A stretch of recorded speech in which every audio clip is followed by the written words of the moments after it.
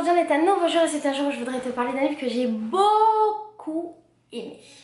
Ce livre s'appelle L'art d'être libre dans un monde absurde. C'est un livre qui a été écrit par un Anglais et qui parle de la liberté dans la société dans laquelle on est.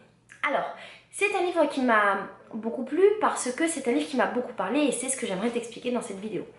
L'histoire de ce livre, c'est que l'auteur, qui je crois est journaliste et qui a écrit ce livre d'ailleurs après un autre livre qui a un titre tout aussi marrant, que je résumerai bientôt et que j'ai oublié, et qui a écrit ce livre-là qui a été traduit un petit peu partout dans le monde et qui a été un grand succès.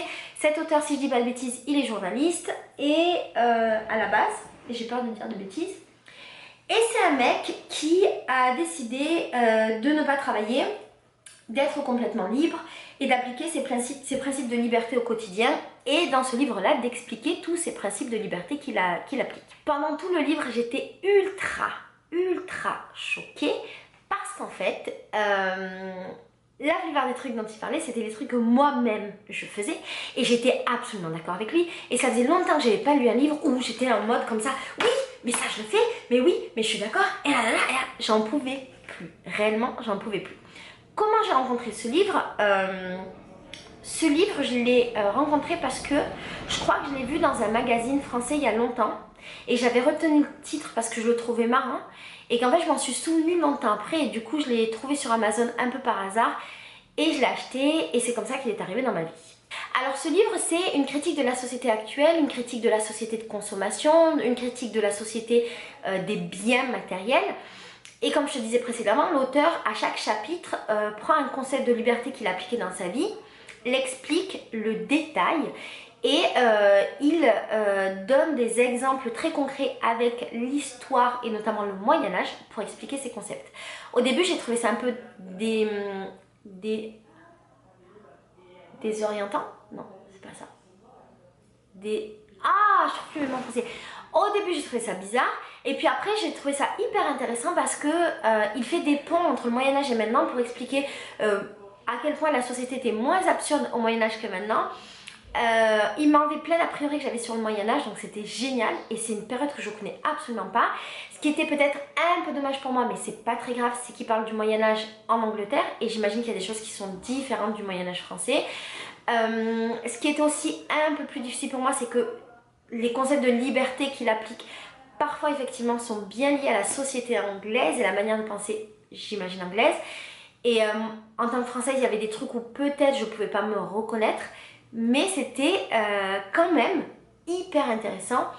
Les principes qu'il applique sont des principes très concrets et donc c'est plutôt cool. Et il donne beaucoup d'exemples de sa vie à lui, de comment il applique ses principes de vie au quotidien. Et en plus, dans ce livre, c'est que le livre est très drôle. Moi, j'ai retrouvé l'humour anglais que j'aime beaucoup. D'ailleurs, ça me fait penser à des livres que j'ai lus. H2GZO, ça n'a rien à voir. Le livre est super drôle. Et puis, c'est un livre dérangeant parce qu'en fait... il reprend des choses qui sont établies, qui sont déjà toutes faites, qui sont, comment dire, il prend des acquis qu'on a, des trucs qui pour nous sont comme ça, il les déconstruit et il montre qu'en fait, autre chose c'est possible. Et il dit pas que le modèle dans lequel on vit il est pas bien.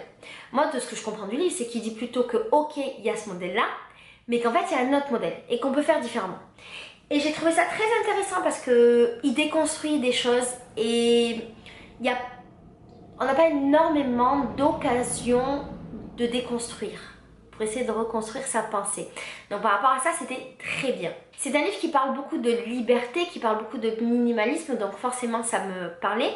Et une des critiques qui revient beaucoup dans ce livre, c'est le fait que l'auteur en fait explique qu'avec très peu d'argent et quasiment pas de biens matériels, il peut vivre, qu'il n'a pas besoin de travailler, qu'il vit juste avec ses droits d'auteur et qu'il est super heureux comme ça.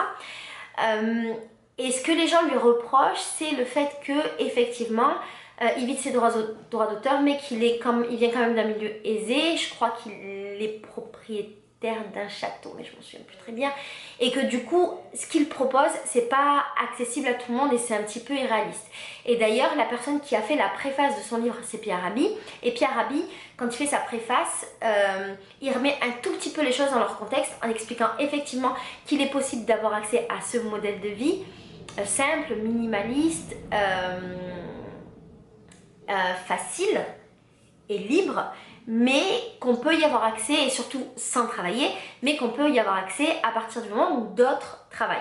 Et alors moi, je suis pas absolument d'accord avec ça parce que je me suis beaucoup retrouvée dans le livre, dans ce livre, alors que j'ai pas cet état d'esprit de me dire que j'ai cette vie là parce qu'il y a d'autres gens qui travaillent pour me permettre d'avoir accès à cette vie là.